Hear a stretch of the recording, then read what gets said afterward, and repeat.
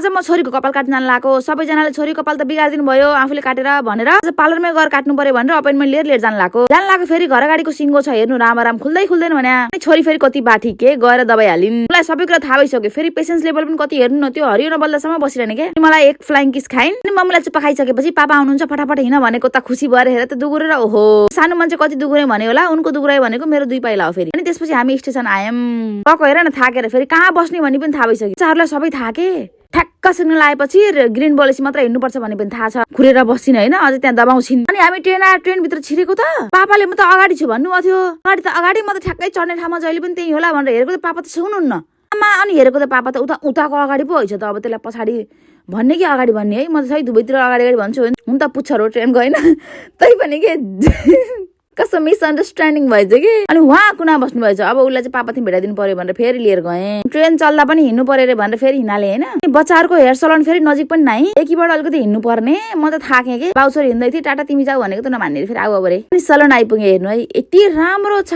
यति राम्रो कि यो सलुन।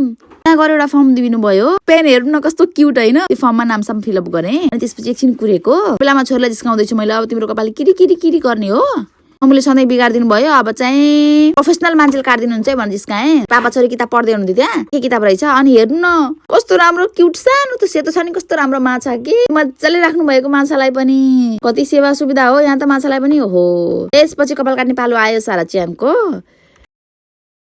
अनि उहाँले उचालेर कुर्सीमा के राख्नु भयो त हेर त रोएर, बच्चाहरूले कहाँ दिन्छन् र कपाल काट्न, अनि तपाईँले काखमा राख्नु त भन्नुभयो। अनि मैले काखमा राखेको बल्ल अलिअलि यसो माने जस्तो गरेँ, त्यो पनि यताउता मन्टो बटारेर सर्पले जस्तो के हो। अनि होइन भएन काट्नै दिएन बच्चाले भनेर उहाँले चाहिँ ट्यापमा चाहिँ आम पानमा लगाइदिनु भयो, नगराउनु सारा के हो यो।